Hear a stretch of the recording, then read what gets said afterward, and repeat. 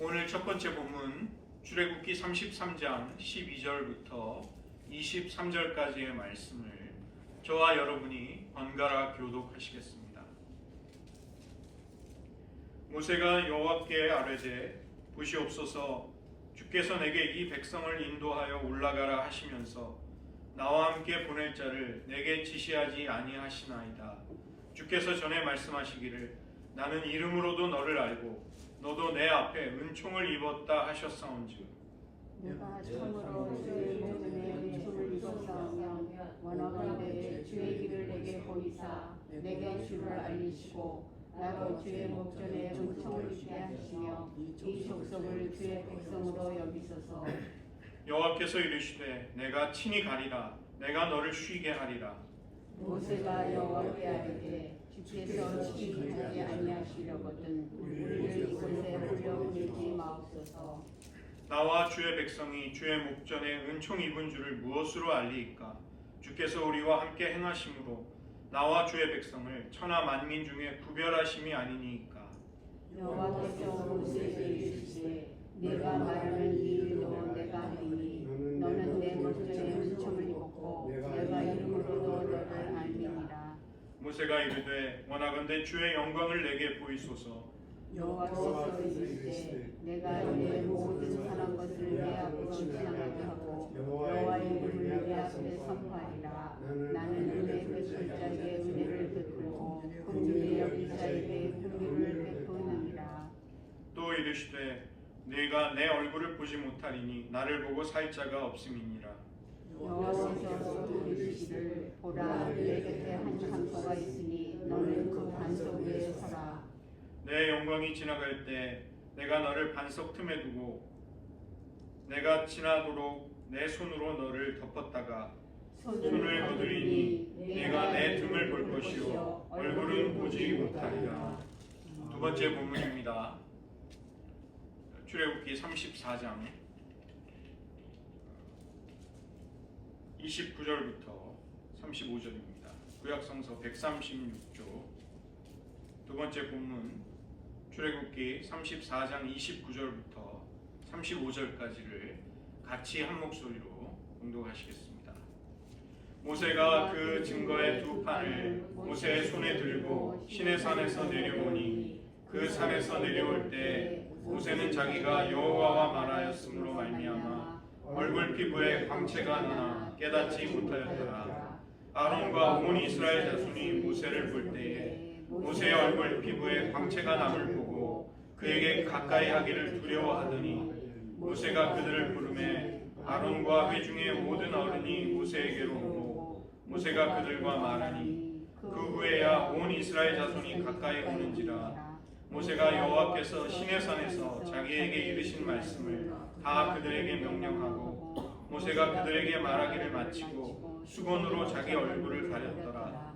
그러나 모세가 여호와 앞에 들어가서 함께 말할 때에는 나오기까지 수건을 벗고 있다가 나와서는 그 명령하신 일을 이스라엘 자손에게 전하며 이스라엘 자손이 모세의 얼굴에 광채를 보므로 모세가 여호와께 말하러 들어가기까지 다시 수건으로 자기의 얼굴을 가렸더라.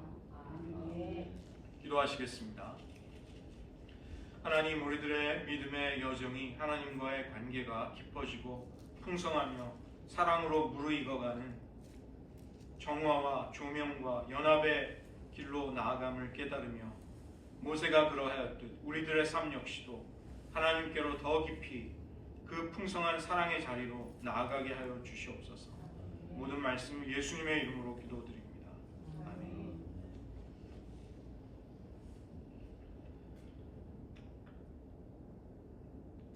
우리 교회는 CRC, 크리스천 리폼드 교회에 소속이 되어 있습니다. 네덜란드 출신의 칼빈주의자들이 중심이 돼서 만들어진 교단이죠. 크게 볼 때 개신교 그리고 장로교회에 속하고 있습니다.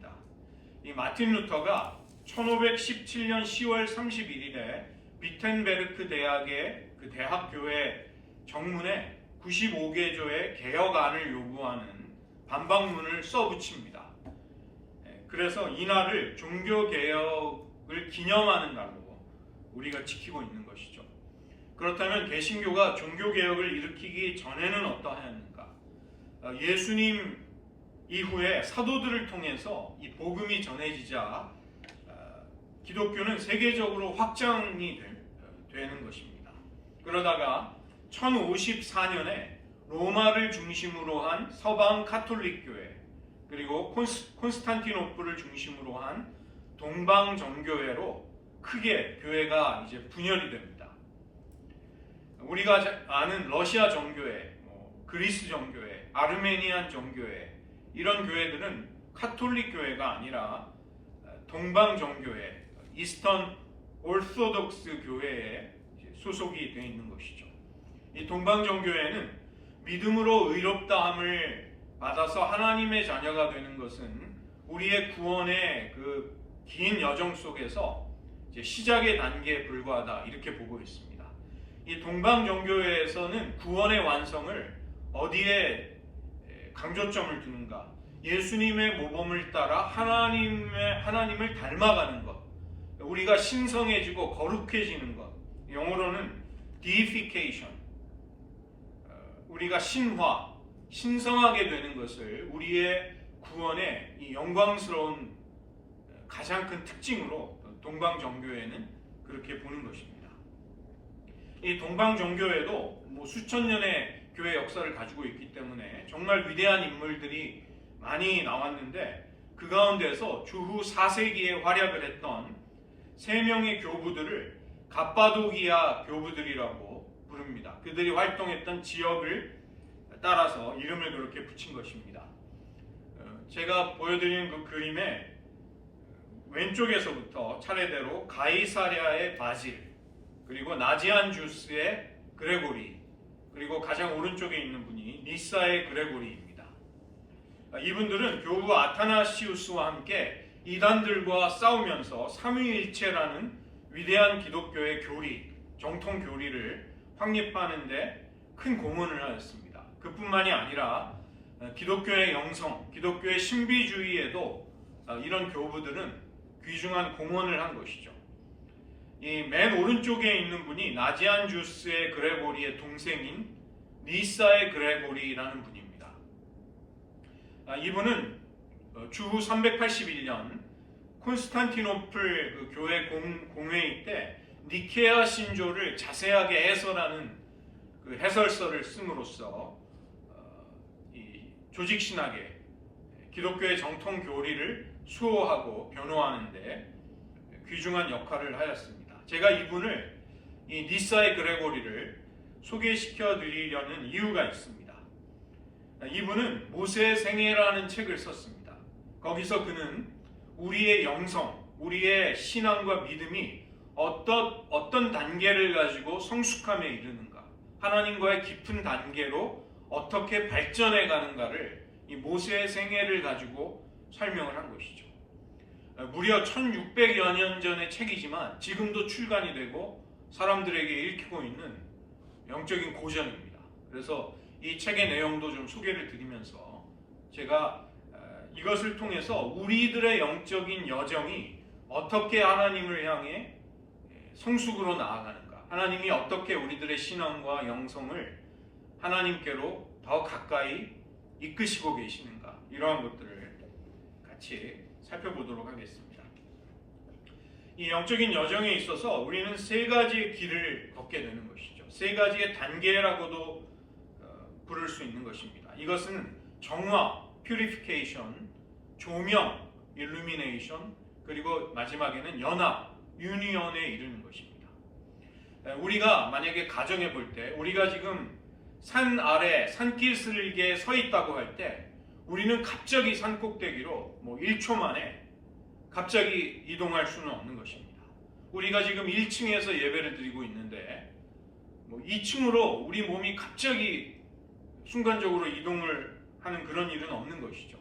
우리는 산 꼭대기까지 걸어가든지 차를 타고 가든지 케이블카를 타고 그 모든 중간의 과정을 다 거쳐서 거기에 도달해야 하는 것입니다. 그 다음에 우리는 2층으로 갈 때도 걸어가거나 계단을 통해서 엘리베이터가 설치되어 있으면 그런 시설들을 통해서 우리는 다른 층으로 갈 수 있는 것입니다. 이처럼 우리가 하나님을 만나서 갑자기 영적인 성숙에 이를 수는 없는 것이죠. 하나님과의 교제와 동행이 꾸준히 이어지고 쌓여가다가 그 깊이를 계속해서 가지다가 거쳐가는 단계들을 지나면서 하나님과의 관계가 이제 아름다운 관계로 성숙해지는 것입니다. 그것이 그런 영성과 믿음의 진보가 처음에는 정화로부터 시작을 해서 조명을 거쳐서 연합으로 나아간다, 이렇게 보는 것입니다. 이 정화라는 것은 우리가 단지 거듭나서 회심하는 것만을 가리키는 것이 아니라 우리의 내면에서 활동하는 여러 가지 잡념과 욕심, 걱정, 근심, 과거의 기억의 영향으로부터 우리의 내면이 자유를 얻어서 평안과 고요함에 이르는 것을 정화라고 합니다. 정결함도 받게 되지만 고요함에 이르는 것입니다. 평온하게 하나님을 깊이 만날 수 있는 영혼의 준비가 되는 것. 그 다음에 두 번째, 조명이라는 것은 빛을 비추는 거죠. 성경을 묵상한다든지 성령의 인도를 받음으로써 우리는 나 자신과 진리에 대해서 깊은 깨달음으로 인도받는 것, 이끌림을 받는 것. 이것이 조명의 역사입니다. 마지막은 연합인데, 이것은 하나님과 우리가 하나가 되고 하나님이 가지신 그분의 뜻과 생각이 우리가 가진 생각과 뜻의 일치가 되는 이런 단계로 나아가게 되는 것이죠. 다만 한 가지 유의하셔야 할 점은 이런 단계와 성장이라는 것은 내가 한번 지나쳤다고 해서 영영이 그것과 결별하게 되는 그런 것이 아니라는 것입니다. 직선으로 내가 한번 통과하면 다시는 그것과 상관없어지는 것이 아니라 마치 나선형처럼 우리는 빙글빙글 같은 자리로도 돌아갈 수 있는 것입니다.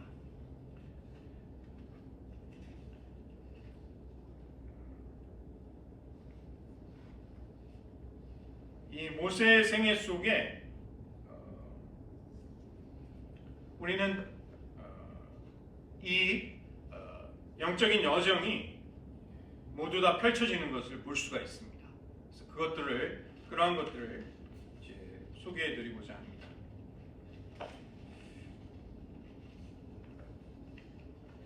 모세는 이스라엘 백성들을 대표해서 시내산에 오르게 됩니다. 거기에 머물면서 10계명을 받게 되는데, 하나님은 그때 모든 이스라엘 백성들에게 부정함과 우상을 다 내버리고 불결함을 버리고 죄에 빠지지 말고 순결할 것을 명령하십니다. 그리고 그런 정결함을 지킨 사람들이 그들만이 산에 가까이 접근하는 것을 허락받게 되는 것이죠. 모세가 이 시내산에서 받게 되는 10계명, 이 10계명은 하나님의 언약 백성으로서 합당한 정결하고 거룩한 삶을 살아가기 위한 구체적인 명령들입니다. 하나님이 그것을 주시는 것이죠. 또 다른 정화의 사건은 출애굽기 14장에서 홍해를 건너가는 사건입니다. 사도 바울은 이것을 고린도전서 10장에서 설명을 하고 있습니다. 우리의 조상들이 다 구름 아래에 있고 바다 가운데로 지나며 모세에게 속하여 다 구름과 바다에서 세례를 받았다고 이 홍해를 도하한 사건을 사도 바울은 설명하고 있는 것이죠. 이렇게 부정함과 불결함에서 정화를 받는 purification, 정화를 받는 세례를 통과한 이스라엘 백성들, 그들의 삶이 어떠했는지 우리는 잘 알고 있습니다. 그들은 광야 생활을 거치고 가나안에 들어가서도 우상 숭배에 빠집니다. 그리고 음행의 유혹을 받기도 하고 하나님을 반역하기도 하고 불평과 원망에 빠지기도 하는 것이죠. 이것은 우리가 그리스도를 믿고 세례를 받고 믿음의 여정을 시작했다 할지라도 이 첫 번째 단계 정화의 과정은 끝이 없이 반복이 될 수 있다는 것을 말하는 것이죠. 우리가 범죄하거나 실족하게 될 때 우리는 다시 그리스도의 보혈로 정결함을 받고 하나님의 은혜로 회복을 받아야 되는 것이죠. 그래서 이러한 것이 이제 영적인 여정인 것입니다. 우리가 예수님과 연합하여 세례를 받을 때 우리가 물에 잠김으로써 우리의 죄성, 악한 생각, 부정한 행실들을 그 물속에, 죽음의 물속에 장사 지내는 것이죠. 그리고 우리의 본성과 육체의 소욕대로 사는 대신에 우리는 성령님을 의지하면서 육신의 행실들을 십자가에 못 박아 죽음에 넘기는 것입니다. 그리고 이제 세례에서 일으킴을 받을 때 우리는 그리스도와 연합하여 의에 대하여 하나님께 대하여 새롭게 살아난 존재로 의의 병기로 나를 바치는 삶을 살게 되는 것이죠.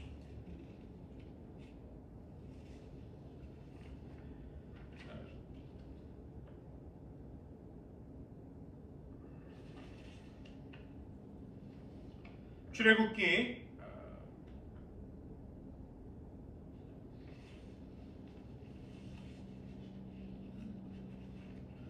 3장 2절부터 6절을 보시면 이 모세가 불타는 떨기나무 가운데 호렙산에서 하나님의 소명을 받는 장면이 나옵니다.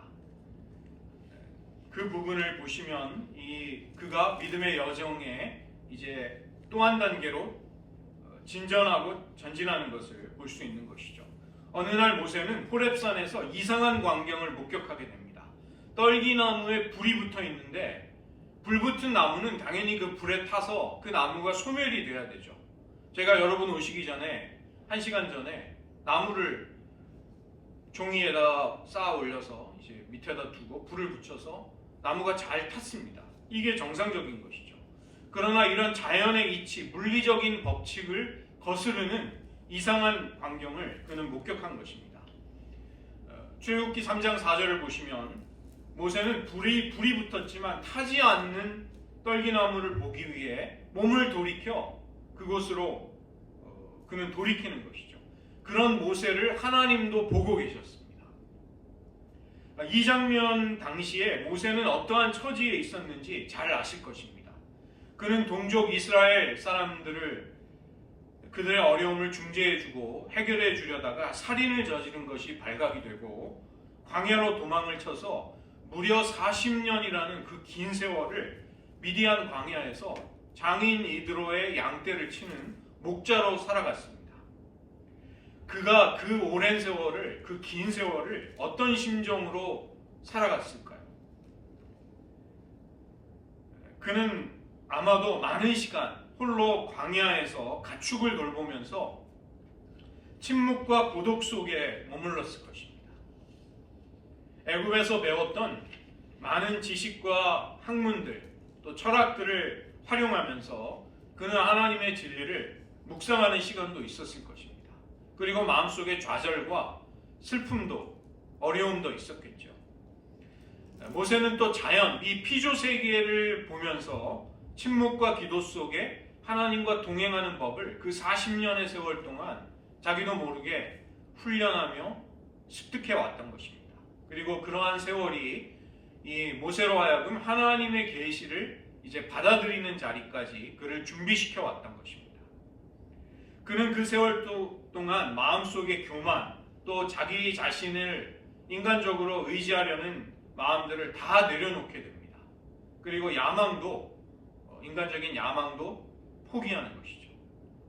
불이 붙었을지라도 소멸이 되지 않는 떨기나무를 보면서 모세는 단지 눈에 보이고 귀에 들리고 손으로 잡히는, 만질 수 있는 감각적인 세계, 이 물리적인 세계 말고도 영원한 세계가 있음을 그는 깨닫게 되는 것입니다.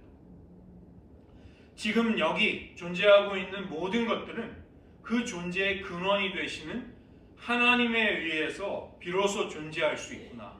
그는 그것을 배우게 되는 것이죠. 그리고 하나님은 그에게 이 불타는 떨기나무 가운데에서 그 자리에서 이제 이스라엘 백성의 출애굽을 이끄는 역할을 주심으로써 그에게 정체성과 소명을 부여해 주시는 것이죠.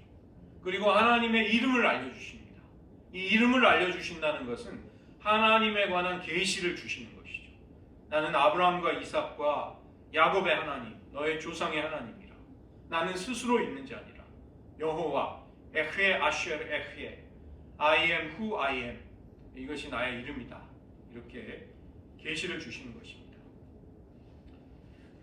이 모세는 이 자리가 조명의 자리가 되는 것이죠. 자기 자신과 하나님에 관한 진리가 그에게 이제 밝히 드러나는, 알려지게 되는 자리가 오는 것입니다. 영적인 시야가 열리고 하나님의 세계에 대한 깨달음과 통찰이 그에게 찾아오는 것입니다. 우리들에게도 이런 은혜가 임할 때가 있습니다. 그 전까지는 보이지 않던 하나님의 세계와 그분의 진리, 하나님이 역사하시는 방법들이 문득 깨달아지는 때가 오는 것이죠. 하나님이 어떠한 분이신지, 그분의 마음과 성품과 하나님의 의도를 이전보다 훨씬 더 민감하게 알아차리고 느낄 수 있게 되는 것이죠. 말씀이 우리에게 열림으로써 그 말씀이 꿀송이보다 달다는 시편 기자들의 마음을 우리도 공감할 수 있게 되는 것입니다. 삶의 의미와 목적, 그리고 하나님이 기뻐하시는 방향이 무엇인가, 그 길을 어떻게 가야 하는가가 우리에게 보이기 시작하는 것이죠. 이것이 모세의 생애 속에 정화에 이어지는 조명의 단계로 찾아왔던 것입니다. 그 다음에 다시 모세의 삶은 연합의 단계로 가게 됩니다. 출애굽기 20장을 보시면 우리가 눈여겨보아야 할 구절이 있는데 20장 21절입니다. 백성은 멀리 서 있고 모세는 하나님이 계신 흑암으로 가까이 간다. 가까이 갔다. 이 모세가 돌판에 하나님이 기록해 주시는 언약의 말씀, 십계명을 받는 장소에서 일어났던 사건을 거기 그렇게 출애굽기 20장은 우리에게 말씀하고 있는 것이죠. 이스라엘 백성들은 그 자리에서 큰 두려움에 휩싸이게 됩니다. 우레와 번개와 나팔 소리와 산의 연기를 보고 들을 수 있었는데, 이런 현상들은 자연적인 현상이 아니라 하나님의 신비스러운 그 크고 두려운 임재가 임할 때 따라오는 현상들이었던 것이죠. 이스라엘 백성들은 하나님이 우리에게 가까이 오셔서 말씀하신다면 우리들은 죽게 될 것이라는 두려움에, 무서움에 벌벌 떨었습니다. 그래서 백성들은 멀리 서 있고 모세는 하나님이 계신 흑암으로 가까이 다가갑니다. 그리고 하나님의 임재 앞에 머무르면서 십계명을 받게 되는 것이죠. 우리가 이미 살펴본 이 출애굽기 3장을 보시면 그의 생애 속에 정화, 하나님이 그의 삶을 purification, 정결케 하시고 그에게 평안을 주시는 단계가 왔을 때 그는 하나님의 계시를 받습니다. 하나님은 그에게 많은 진리, 하나님의 마음과 계획, 또 이스라엘 민족의 운명, 또 모세의 소명에 대해서 많은 것들을 보여주시는 것이죠. 그런데 여기 출애굽기 20장 십계명을 받게 되는 장면을 보면 모세는 그의 모든 감각, 그의 지각, 그의 이성, 그의 이해, 그의 경험을 다 부정하고 하나님이 계신 흑암으로, 그 어두움 속으로 나아가고 있습니다. 보이지 않고 이해가 되지 않지만 하나님의 임재를 향해 부르심을 따라 나아가는 거기에 하나님은 그를 만나주시는 것이죠. 분명히 참된 진리, 실체, 지식, 참된 지식이 거기에 있지만 이상하게도 그것은 명확하게 보이지 않는 형태로 모세에게 전달이 되는 것입니다. 그는 어두움 중에, 흑암 중에서 하나님을 보게 되는 것이죠. 즉 모든 지식과 이해를 초월하는 하나님의 하나님 되심이 모세에게 더 깊이 있게 그에게 계시가 되고 있는 것입니다. 모세는 그런 하나님을 만나기 위해 흑암 속으로, 어두움 속으로 들어가서 자신의 모든 지식, 이해, 편견, 선입관, 그의 자기의 주장들을 다 뒤로 제쳐놓고 그것들을 부정해야만 했던 것입니다. 모세는 이 가운데서 다만 침묵 가운데 하나님을 기다렸습니다. 그런 인간의 지식과 관념과 판단을 거부하는, 초월하는 절대적인 침묵, 절대적인 고독의 자리에서 또 다른 더 깊이 있는 하나님의 계시가 찾아옴을 모세는 경험할 수 있었던 것이죠. 바로 그 침묵과 고독의 자리에서 하나님은 모세에게 하나님의 하나님 되심, 하나님의 신성에 대해서 보다 깊은 이해와 체험을 허락해 주십니다. 시편 기자 다윗도 똑같은 진리를 고백합니다. 시편 18편 11절을 보시면 그가 흑암을, 하나님이죠, 하나님이 흑암을 그의 숨는 곳으로 삼으사 장막같이 자기를 두르게 하시며 곧 물의 흑암과 공중의 빽빽한 구름으로 그리 하시는도다. 이 흑암으로 숨는 곳을 삼으시고 물의 흑암과 빽빽한 구름, 이 구름이 빽빽하게 쉐키나의 구름, 이것은 우리가 깨끗한 시야를 가지지 못하게 하는 것이죠. 빽빽한 구름으로 하나님은 자기를 두르시고 이스라엘에게 나타나시는 것입니다. 시편 기자도 시편 97편 2절에서 구름과 흑암이 그를 둘렀고 여호와를 둘렀고 의와 공평이 그의 보좌의 기초로다. 하나님의 쉐키나의 구름과 흑암이 여호와를 둘러쌌다, 이렇게 말하고 있는 것입니다. 물론 하나님은 옷을 입으시는 것처럼 빛을 입으시고 하늘을 휘장같이 치시는 분이다, 이렇게 하나님을 찬양하는 구절들도 있습니다. 시편 104편 2절은 주께서 옷을 입은 같이 빛을 입으신다. 하나님은 그렇게도 하시지만 흑암을 장막처럼 사용하시고 그 어두움이 자기를 두르게 하시는 것도 하나님의 역사라는 것입니다. 그래서 우리의 믿음과 우리의 영성에 있어서 두 가지의 길이 있습니다. 그것은 긍정의 길과 부정의 길이라고 부르는 것입니다. 이 긍정신학이라는 것은 하나님은 어떠한 분이시다, 하나님을 정의 내리는 식으로 하나님을 진술하고 하나님을 표현하는 것이죠. 하나님은 자비로운 분이시다, 능력이 있는 분이시다, 우리를 사랑하는 분이시다, 우리에게 모든 것을 공급하시는 분이시다, 이렇게 이제 하나님을 소개하는 것이고, 부정신학이라는 것은 그 신비스럽고 불가사의한 하나님을 그렇지 않다고밖에는 언급할 수 없는 방식으로 그렇게 묘사하는 것입니다. 긍정의 길 속에서 하나님은 자기 자신을 드러내시면서 은혜를 베푸십니다. 이것은 불타는 떨기나무 앞에서 모세에게 하나님 자신을 계시하셨던 하나님의 사랑과 역사였던 것이죠.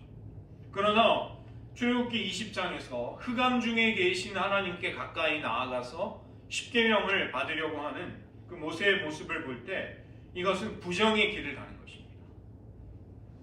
하나님은 여기에서 많은 것들을 숨기시고 신비스럽게 감추십니다. 우리가 기도할지라도 응답하시는 하나님이 아니라 이런 믿음의 세계 속에서 하나님은 응답하지 않으십니다. 하나님은 당신의 얼굴을 감추십니다. 하나님은 침묵하십니다. 애타게 하나님을 찾아도 하나님은 웬일인지 그분의 능력의 권능의 손길을 우리에게 펼쳐 보이시지 않으십니다. 이런 하나님이 우리에게 찾아오시는 경험이 생기는 것이죠. 모세의 생애 속의 마지막 연합의 단계가 오늘 본문입니다. 모세는 하나님의 영광을 체험하는데 얼굴을 볼 수가 없었고 지나가시는 하나님의 영광이 지나가실 때 하나님의 등을 얼핏 보게 되는 것이죠. 그리고 그 사건 이후에 모세의 얼굴에서는 하나님의 임재 앞에 머무는 것으로 인해 광채가 생기게 됩니다. 모세의 얼굴 피부에서 나오는 광채와 빛을 사람들이 두려워했기 때문에 모세는 사람 앞에서 얼굴에 수건을 썼던 것이죠. 이렇게 하나님이 은혜를 베푸시고 우리가 그것에 대해 응답하는 것을 통해 영적인 여정에 시너지가 생기고 우리는 계속해서 하나님과의 깊은 은혜의 자리로 나아가는 것이죠. 오늘 본문 18절, 33장 18절을 보시면 모세는 하나님의 영광을 보여달라는 기도를 합니다. 모세가 왜 이런 기도를 했는가? 그 앞에 등장하는 14절부터 17절을 보시면 그 이유를 미루어 짐작할 수 있습니다. 33장 14절에서 내가 친히 너희와 함께 가겠다는 하나님의 약속을 모세는 듣지만 그 약속에 대한 증거, 확증을 하나님께 요구하는 것이죠. 이 백성은 만민들로부터 구별이 되어서 여호와의 특별한 인도를 받는 백성이 아닙니까? 그 특별한 은총을 받았음을 어떻게 알 수 있을까요? 그 증거를 주십시오. 모세는 그 증거로 하나님의 영광을 보여달라고 하나님께 간구하는 것이죠. 하나님의 동행과 임재를 자기 백성 가운데 강림하시는 하나님을 확실히 분명히 해주십시오. 하나님의 보좌가 하나님의 백성들 가운데 있음을 확인시켜 주십시오. 모세는 그렇게 간구하는 것입니다. 이것은 우리를 떠나지 마시고 우리와 언제나 한결같이 임재와 동행을 베풀어 달라는 요청이었던 것이죠. 하나님은 이 모세의 기도에 대해서 내 얼굴을 보는 자는 죽게 된다는 것을 말씀하십니다. 어느 누구라도 하나님의 영광 그대로를, 하나님의 신성 그대로를, 그 실체 그대로를 대면한다면 살 수 있는 자가 없는 것이죠. 하나님은 그 때문에 친히 하나님의 영광이 지나가실 때 모세를 손으로 덮어서 보호하다가 단지 나의 등을 보게 될 것이다. 하나님을 직접 대면할 수 없음을 모세에게 말씀하십니다. 성경의 여러 곳을 보면 예를 들어서 출애굽기 33장 11절, 민수기 12장 8절, 신명기 34장 10절을 보시면 모세가 하나님과 얼굴과 얼굴을 대면하여 만났다, 이런 표현이 나오죠. 그러나 이런 표현들은 하나님이 제한적으로 이런 안전장치 속에서 모세가 죽지 않도록 모세를 만나 주셨음을 의미하고 있는 것입니다. 이 여호와께서는 빽빽한 구름, 그 쉐키나의 영광의 구름 가운데서 하나님의 영광을 희미하게, 아주 희미하게 보여주십니다. 이 쉐키나의 구름은 하나님의 영광과 하나님의 실체를 마주보는 자들이 죽지 않도록, 죽음을 면하도록 하는 그런 역할도 했던 것입니다.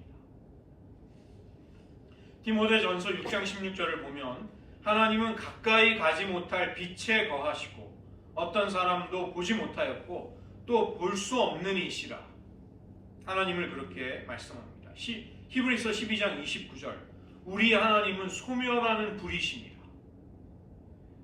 그러나 모세는 하나님의 등을 본 것만으로도 그의 얼굴에서 하나님의 영광의 광채를 반영하는, 반사시키는 빛이 나기 시작합니다. 이 모세의 영혼 속에서 그런 하나님의 영광과 아름다움을 더욱 갈망하는 거룩한 소원이 커지고 간절해지는 것입니다.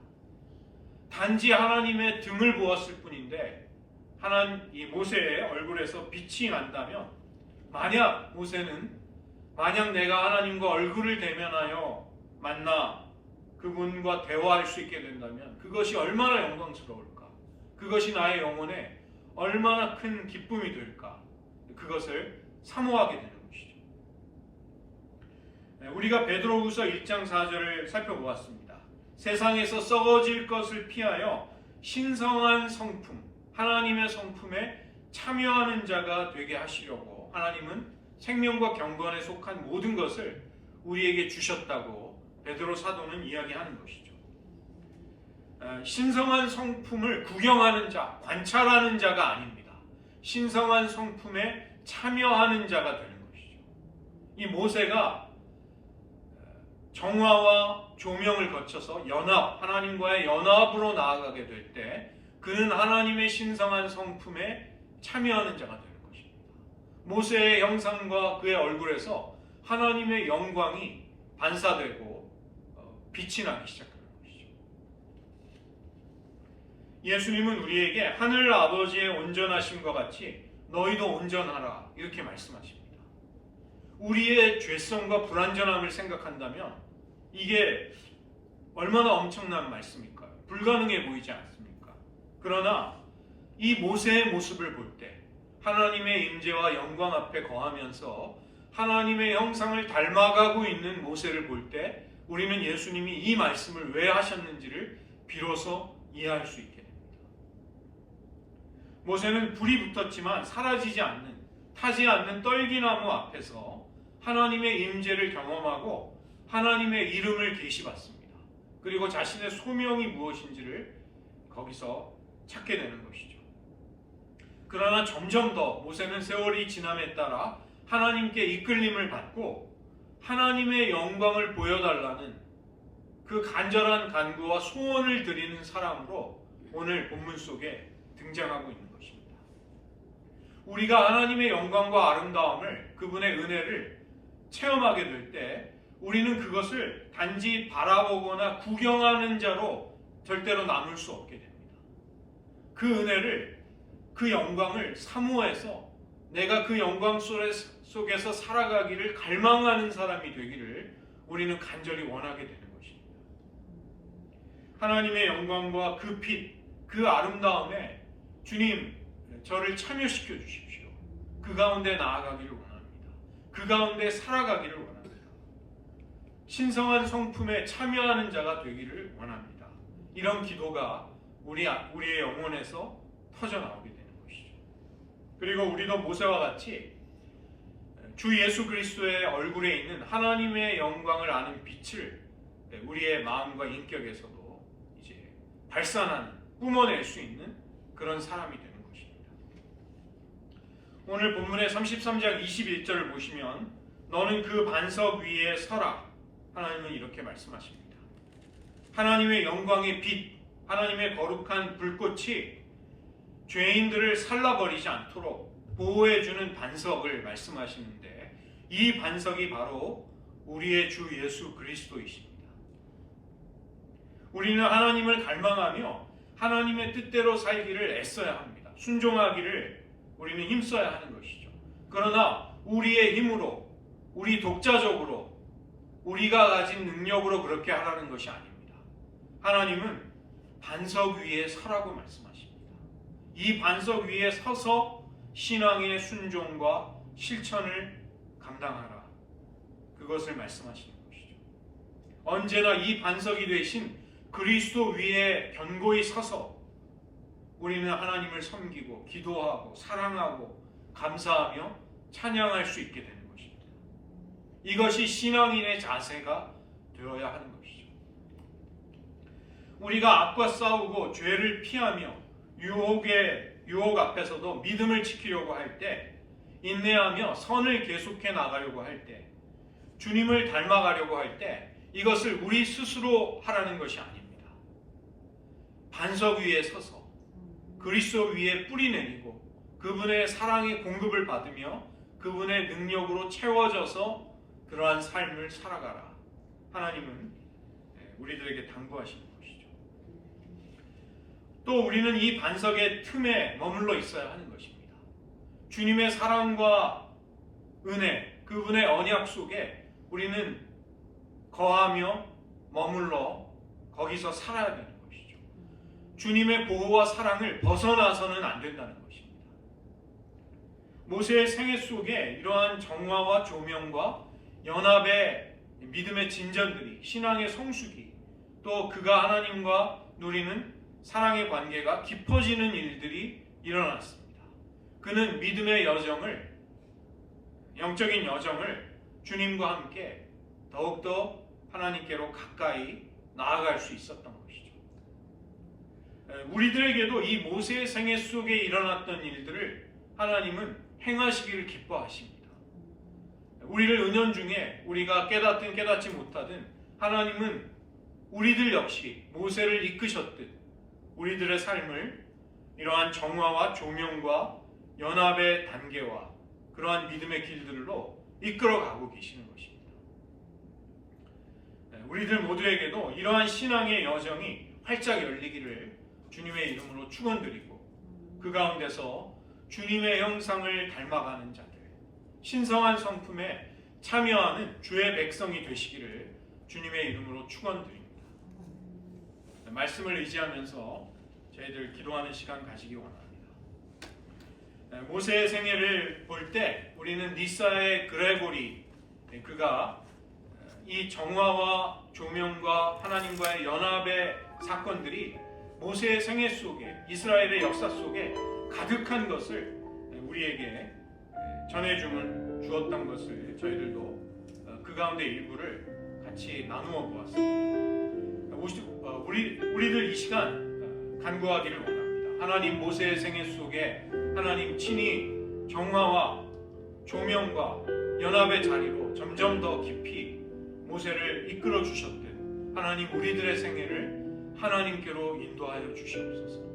하나님 이 교회가 아직 영적으로 연약하고 성숙함에 이르지 못했다 할지라도 우리가 낙심하지 않을 것은 하나님이 우리 교회 공동체를 하나님의 깊은 더 깊은 은혜의 자리로 이끄시기를 기뻐하시고 계시다는 것입니다. 이런 하나님의 사랑과 하나님의 역사 속에 참여하는 자들이 되게 하여 주시옵소서.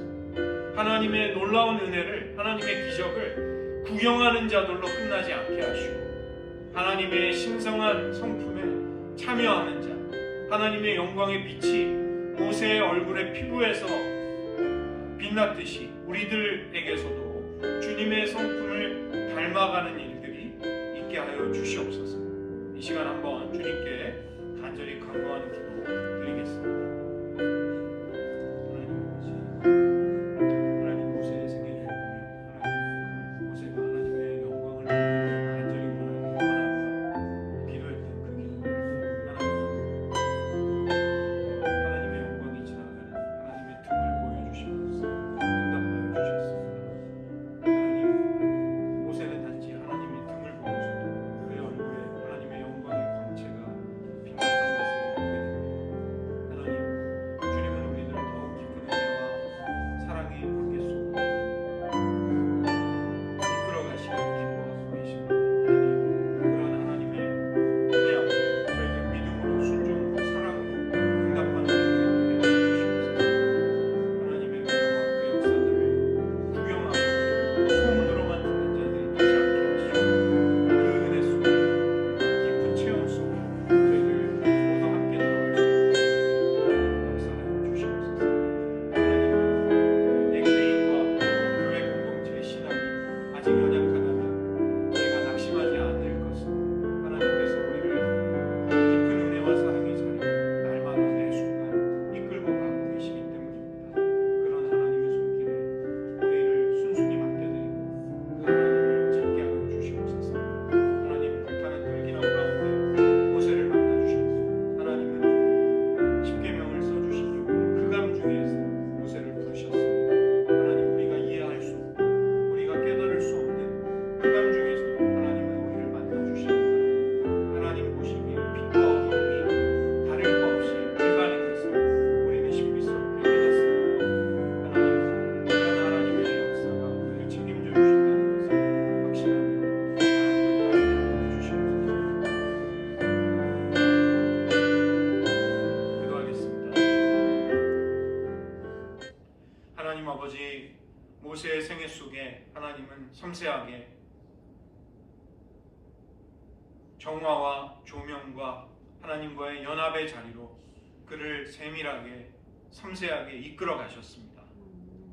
하나님 우리가 낙심하지 않을 것은 우리의 믿음이 지금 연약하다 할지라도 또 교회 공동체가 아직 성숙함에 이르지 못했다 할지라도 하나님께서 우리를 향한 그분의 마음과 계획을 통해 우리를 하나님과의 풍성한 더 깊은 은혜의 자리와 사랑의 관계 속으로 이끌어가고 계시기 때문입니다. 하나님 그런 하나님의 역사에 우리들 역시 믿음으로 응답하며 사랑으로 호응할 수 있게 하여 주시옵소서. 하나님이 우리의 죄를 정결케 하시고 우리를 평안과 고요와 평안 속으로 이끄실 때 그 하나님의 손길에 순응하여 우리들의 영혼에서도 정화의 역사가 일어나게 하여 주시옵소서. 하나님께서 우리들에게 말씀을 밝히 비춰주시고 성령의 음성을 들려주시고 하나님과 우리 자신에 대해 많은 것들을 깊이 있게 알려주시는 조명의 그 빛이 우리의 심령을 밝혀주시기를 간절히 기도합니다. 하나님 결국은 우리들 하나님의 손에 이끌려 우정과 사랑의 관계를 쌓고 동행을 계속하다가 주님과 연합하는 자들이 되기를 원합니다. 하나님 모세가 하나님의 영광 가운데 이끌려가 그의 얼굴에서 하나님의 영광의 빛을 반영할 수 있었듯 우리들 하나님의 신성한 성품에 참여하는 자들 그리스도의 성품을 닮아가는 자들이 되기를 원합니다. 하나님, 우리들을 날마다 매 순간 더욱더 깊은 사랑의 관계 속으로 이끌고 가시는 하나님의 그 역사에 우리들을 순순히 겸손히 맡겨드리고 온 마음을 활짝 열고 환영하며 그 하나님의 손길에 따를 수 있는 저희들 되게 하여 주시옵소서. 그리함으로 우리들의 신앙이 더욱 풍성하여지고 더욱 순전하며 깊어짐으로 기쁨과 은혜가 충만한 삶으로 날마다 나아가게 도와주시옵소서. 모든 말씀 예수님의 이름으로 기도드립니다.